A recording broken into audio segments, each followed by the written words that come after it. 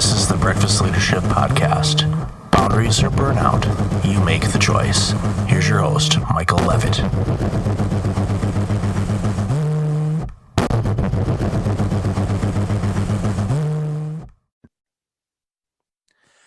Welcome back. I've got Nicole Girouard on the line. Hey, Nicole, how are you? I'm good, Mike. How are you doing? I am great. Funny story, people. Nicole and I have been at several events, and we've never met each other. We find out, we'll see an Instagram post, and we're like, wait, you were there? I was there. So and this has been going on for a couple of years now. So it's almost now a game. It's like, okay, let's not try to hide from each other, but we just, eventually what'll happen is we'll turn around, we'll each have coffee or something. We'll look at each other and go, whoa, hey, a divide by zero moment. Uh-oh, right? What happened? So and it's funny because we've had virtual coffee chats, but you're right. It's like the ships passing. It's like those comedy movies you see where you're there and you don't see each other. Mm-hmm. Exactly. Yeah. No, it's good. I'm happy to be here. Thank you for having me. Oh, glad to have you here. So you do a ton of awesome things, but one of the things that jumped out at me that is relatively recent is the GYST method. So tell us about that and what, how it came about and the stuff that you're doing. Sure. So prior to the GYST method and still sort of on the side, I do have my own consulting agency where it's more focused on the operational side of things, which is where most people struggle. And my business partner and I were actually both working with a mutual client that did some excellent work in leadership training. And it's funny because he and I have also, and for a good 15 years, worked at the same company a long time ago, keep bumping into each other during consultancy work with clients, like in and out. And finally, about 3.5 years ago, we ended up working together. And through the process of working together, we took a look at a lot of the great work that people do in terms of leadership training and mindset training and sort of the resilience that's required in order to do really great and effective work. And the piece that we saw that was missing was that functional piece. I get the theory. This has been a wonderful, sort of mind-bending workshop on why I need to do things. But a lot of people at the end of those kind of look at each other and go, okay, I have all the information. Now what do I do? Like, help. And so that's sort of where the idea of the GYST method was born out of. And for those listening that don't understand what the GYST method is, it stands for Get Your Shit Together, because my business partner and I, his name is Kirby James, he and I spent a lot of time coaching senior executives, CEOs, and high-level performers one-on-one. And Get Your Shit Together has sort of been this loving, grab you by the shoulders and shake you a bit when you're going down the wrong path. And the people that love you and care about you look at you and go, oh my God, you're so amazing, but you're self-sabotaging. Get your shit together because you can do this. And it's funny, the reaction we get out of a lot of people when we say what our new sort of service offering and workshops and training is about, they go, oh my God, that's amazing. Like, what do we do? Which has been really encouraging. But again, it can sound kind of harsh when someone says, get your shit together.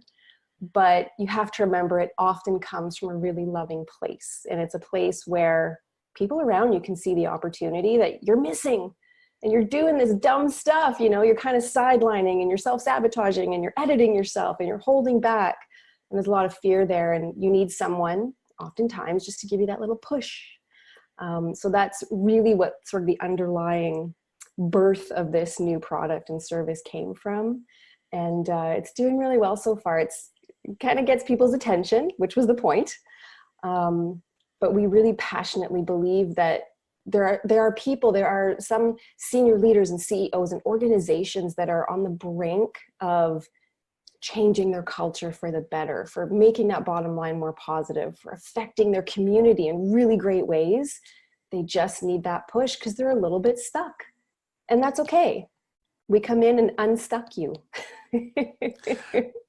Well, a couple things. First I go, okay, where were you guys a decade ago when I was going through my burnout and as an executive and doing all the things? And right. And the culture thing, we'll get to that in a second because that's huge right now as well. Yeah. But I find it, and with a lot of executives, and I agree, they are right there. They're so close to be able to take their organization from, using a Jim Collins phrase, good to great. And Yes. sometimes they get in their own way because a variety of different things. One, they could be working too hard and not working smart. They're burning out because what got them there won't get them where they need to go. And it's 100%. and when they do that, they sometimes forget, okay, I need to delegate this off, or I need to bring in somebody that has expertise in this area. It's not a forever and ever type of thing in many cases. It's just like at this particular moment, for us to get this organization to this level or launch this product, what do we need that we don't have, and have that honest conversation. And the fact that you guys do it in a way with, like you said, with love and compassion, because I think that's ultimately when people are burning out, everyone around them knows it's happening except them, because they're so focused and they can't feel or taste or do anything, that it helps them. Okay, let's get this taken care of. Now, here are the things that you're doing to self-sabotage. Let's take that a couple steps back. And when you do that, all of a sudden, that thing that I like to call clarity starts to show up again. And then they start seeing things that were there, opportunities they could jump on, but because they were so self-absorbed and stuck, now they can see it and they take it, and then the organization makes that next step and that next step. And and with the looming recession that we keep hearing about, glad you said that. I encourage organizations right now to take the opportunity to do the things that they need to do to prepare themselves for that. Not in a fear-mongering or doom and gloom where the sky's falling kind of thing, but this is a great time to take stock and go, okay, who are we? What's our organization? What do we do? And I'm so glad you said that. We also have a YouTube channel, a show called the GYST Method Show. And one of the episodes that we did I want to say it was at the end of July, was exactly about what you just said. So yes, all of the economists, like everyone's super positive because we want to keep the economy going. I get it. But you are seeing this sort of contraction, right, of larger organizations, some of the big multinationals that are already starting to make changes. And that's cool. I mean, if that's the right decision for that business and those people at that time, great. But what seems to happen, and I've seen in my career over the last 20 some years, is that the mid to small size organizations start to panic. And they go, oh my God, if GM is laying off divisions, if, some of the big banking institutions are starting to get tighter, if a lot of these larger companies are making these decisions, maybe they know something we don't, and then they start making really rash decisions, and they're not actually looking at what they need to do. So promo my YouTube channel, if you don't mind. So if you go to YouTube and look up the GYST Method Show, you will find that episode. But there's so many things that you just actually pulled on that I'm really glad that you mentioned. One of them is the honest conversations that you want to be having, especially at the senior leadership level, at the board level, the C-suite level. What we seem to be lacking today is the ability to take a step back from our ego, from that fear we have of looking good and making all the right decisions every single time. Don't make a mistake. Always be the hardest working one, which busy and hardworking are two different things. It's just taking that step back and having an honest conversation and saying, okay, here's where we are right now. Where are we trying to go? What's our purpose? Because I can't tell you how many organizations come to us, the calls we have, and they say, oh my God, we're trying to launch this initiative. We're trying to reach this goal. And one of the questions we ask is, why do you exist? Like, what's the purpose? What's the beacon, the North Star? And how is this taking you there? And a lot of times we're met with some awkward silence. And immediately that's one of the GYST moments that we like to say. And we go, okay, well, you say you want to go here. This is your purpose. This is why you do what you do, who you're trying to help and serve. but this panicked project you have going on over here isn't getting you any closer. So our question is, why are you doing it? What's the point? What's the purpose? And so a lot of organizations get tied up in these circles that far enough down the line, you start to look at the economy and the market that you're in, and things are starting to get to that tipping point. What can you do now to course correct? What can you do right now? What are the conversations you can have, the processes you can tighten up, the people that you need to prepare for the future? Because it's not just about getting through a recession or a market turn. It's about staying and sustainability. And for me personally, I'm super passionate about that because businesses have the biggest impact on your community. And if the leaders of those businesses aren't resilient enough to make those good decisions and to course correct and steer the organization in a good, positive way, the ripple effect of layoffs and cutbacks and the gig economy, it affects communities at large. And I fervently believe that organizations are one of the keys to a positive, happy community. And then, of course, we're going to go global because it's not just about who you're working with in Toronto, it's who you're working with everywhere. It's crucial, and I've seen it. My dad worked for, like, we call them Generous Motors, and we've mentioned GM before. And I've seen, communities really suffer because, and we'll go, let's talk about small business instead of GM. Sure. So you've got a small business, an office, let's say it's an office of 20 people or something. Mm-hmm. It's a, startup. They're doing well, and all of a sudden the economy kind of falters, and then for some reason they lose their top 2 clients, and then the owners go, we can't withstand this. Yeah, we're going to have to shut it down. So now all of a sudden you've got 20 people that are now out of work. Now those 20 people, along that strip mall or wherever they're working, office suites, there was the coffee shop, there was the lunch place, the dry cleaner, and all of that stuff that got a lot of business from those people. All of a sudden, there's 3 or 4 other businesses that are going to suffer or maybe close. Yep. And then it just flows. And all of a sudden, you have an entire, office suite or strip mall that is now 75% vacant because of, one business. Exactly. And it's a case of making sure that you are moving in a direction that makes sense. Make sure that your passion or your mission or your organization is in here and in your heart. For those listening, I pointed to my head. And we're doing this video too, so it's like sometimes I forget. Radio, Michael. There you go. From my head to my heart. Yeah. Make sure that your mission and your passion is in there and not on a poster in your boardroom. Doesn't mean you can't have that poster in there, because if you have guests, people can look at it, but make sure people know. And I've worked for a lot of organizations, and we've brought in consultants, and there's been 3 or 4 of them that after they did their work, they came in, they gave the report, and they said, when we asked about, what this company does, we've discovered there's 4 companies here, because there's misalignment in what people think this place does. And I go back to that question that a board member in an organization I worked at years ago said, because the board had shiny object disease, and they wanted to do all kinds of things, save the world, and it's like, no, save ourselves first. And but he would ask, who are we? What do we do? Okay, that's what we do. Anything that comes in, does it fit somewhere in that pie? If it doesn't, put it over there.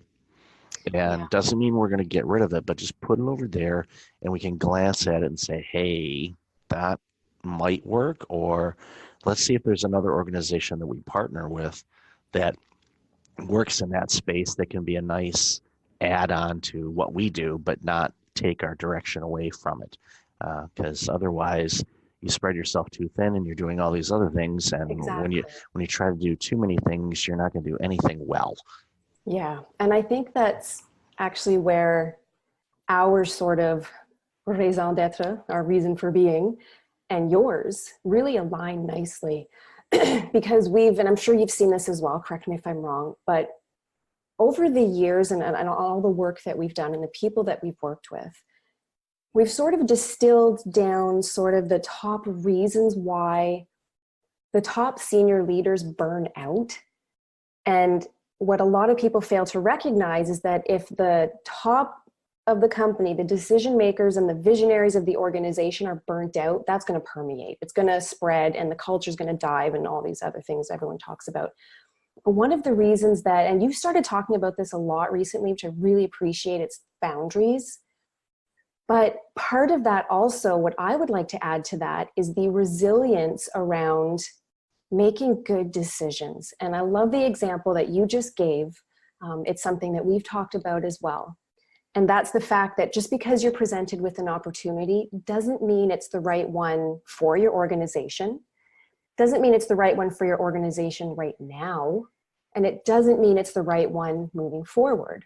And I love the parking lot example that you gave, because I've run into a number of clients myself this year where you can't tell what they're doing because they have 7 different divisions in all these different industries. They're trying to capture everything everywhere, and they're not focused, which tells me that they have no idea what their purpose is. Because you cannot tell me that your purpose is one thing and have your business built around it, and then your purpose is to do this over here too, and this over here too, and this over here too. And again, I'm very dramatic with my hands, so for those that can't see us, that's okay. Very illustrative. But without the ability to make good quality decisions and be resilient in the face of opportunities, because everyone talks about resilience in the face of adversity and hardship and stress, etc. But I also believe there's that piece that senior leaders, board members, C-suite, senior leader and managers need, is to develop the ability to make good decisions and have resilience in the face of opportunity, so that you aren't splitting your focus, which then leads to overworking. You're making really poor decisions because you're stressed. Then you start to burn out. Excuse me. It's sort of this knock-on effect. So the ability to do that, I think, is so crucial, because again, the decisions you're making now impact where you go in the future, and then it impacts everything around you and in ways that you may often not have seen the connection to. You see the unseen, right? So I think that's super important as well.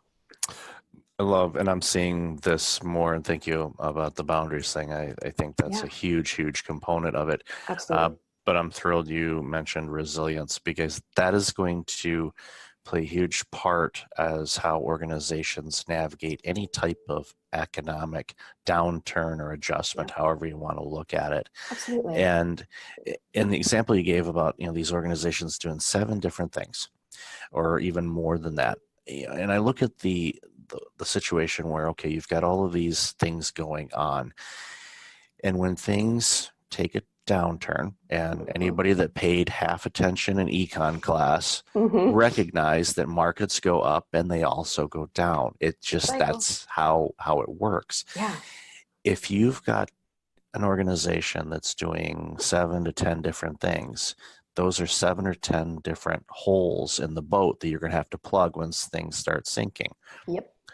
If you're doing 2 or 3 things really well, then that's a lot less running around plugging holes. And you can also, using the parking lot analogy, it's like, okay, maybe this one division, we're going to put things on hold. We're going to slow down. We're just going to go in maintenance mode on this, and we're not going to create any new initiatives right now. We'll keep a list of things that we want to do, but it's foolish for us to roll those out because the demand is not there, because organizations are adjusting. Where is the demand? And get really laser focused. And when you're moving in a direction and you're only doing a few things, it's a lot easier for you to pivot, and you don't have to completely reinvent the wheel, because otherwise you're just running around going, okay, everything's failing. And then you start running into that situation similar to that, that 20-person shop that closes down, that, shuts down our favorite coffee shop or anything else. And I always tell people, when they got too much going on, it's like, okay, we need to simplify things. This goes back to, because I've got lean training, so I'm a big fan of that that Yeah. method. Yeah. Although a funny story about that in a second with a nurse in a hospital in lean, Uh-oh. but it wasn't me. It was a facilitator that was talking Wasn't about me. it. Yeah, well, it wasn't me. No, I know better. Do not mess with nurses. They have needles and Listen, yeah. 2 decades in healthcare. I get it. Yeah, no, I was a decade and a half, so we both survived that somehow. I There think. you go. The good thing we've got access to mental health, but with lean, it's just, where does it make sense to have these things? What makes sense for the organization to do things, and go from there. But real quick story on the lean side of things. It was a facilitator that I brought into an organization to help the board and the team kind of get in alignment with some things because they weren't.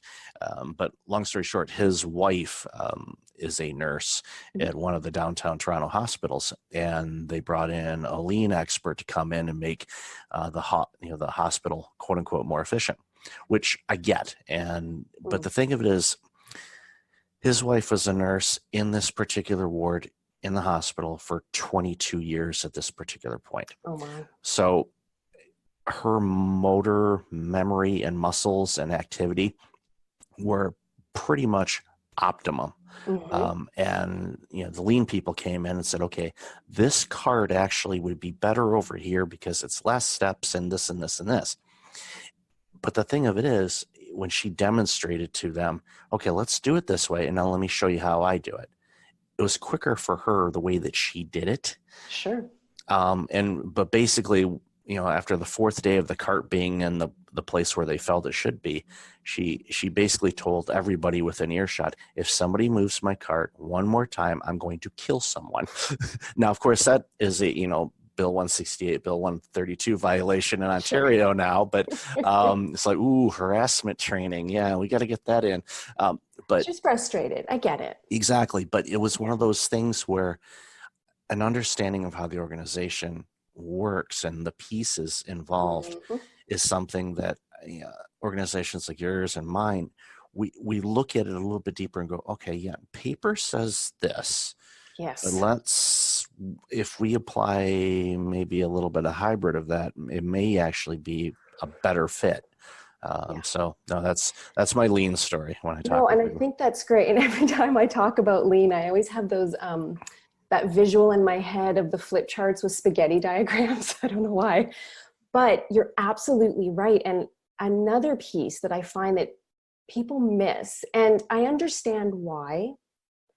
And this, it also frustrated me when I was, director of operations and was doing a lot with large organizations as well, is decision makers and those with the best of intentions oftentimes forget or think it will take too long to speak to the people about the process that they're trying to change and who it's going to impact. Like, who's actually living that process day to day? Because you're right. SOP says this, process map says this, but in real life, there's about 23 Band-Aid solutions, 8 workarounds because it wasn't designed the way it was should have been designed. And you unintentionally introduce all of this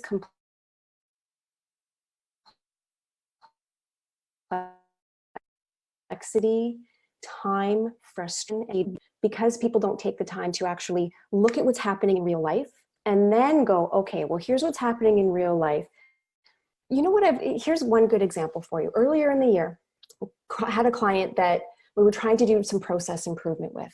And one of the very first things that came out of our initial discovery interview was that nobody in the customer service department, the people that actually spoke to clients, were consulted on a process they were trying to roll out. They wanted to do a new CRM rollout. Not a person was consulted, not one. And so they spent all this time and money, energy, and effort to roll out this shiny new CRM.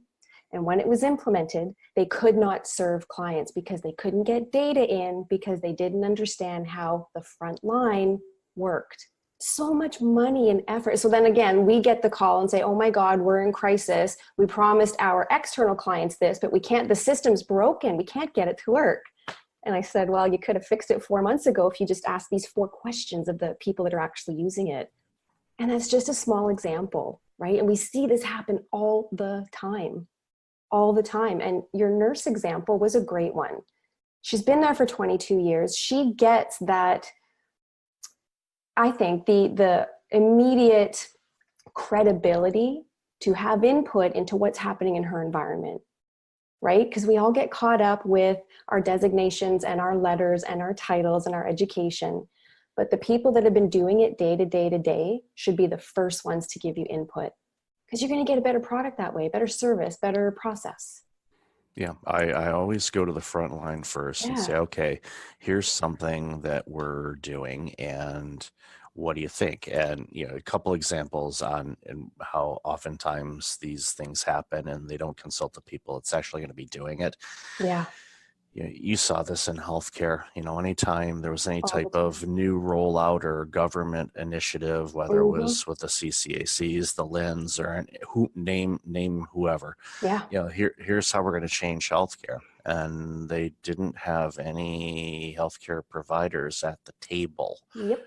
And you're going, this is not going to work. Yeah. And unless we get physicians and clinicians and frontline people at this table to Yep. do this, we're just spending a whole lot of time and letterhead and paper on Yeah. things. And And then people wonder why their culture goes in the toilet. It's mhm, because the people that are living their day to day are being told, here's what's best for you. yep, That doesn't feel like a collaborative, innovative, welcoming, positive culture to me, right? exactly. And Yeah. an organization I'm helping out, they're replacing a CRM system that Mm, they've been using for over 2 decades.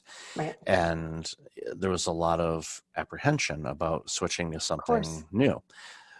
So they did the demo, they went through it, of course, with demos, they make it look really good. They asked a lot Perfect. of questions, but I had a follow-up session with a remote session where the people that are actually going to use the CRM the most, as far Mm-hmm. as entering information about the clients, payments, the accounting side of things, and all that, I had a separate meeting for them where they basically were able to remote control the presenter's computer Mm-hmm. and drive the bus and Good. get and do it. It's like grab a Good. handful of these people, go through, set up an account. Okay, now set up a payment. Now Mm-hmm.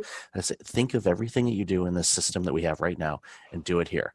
And at the Yeah. end of it, they go, this system is actually easier than what we're doing because it saves a couple steps. We're happy with it. I'm like, Perfect. okay, let's go.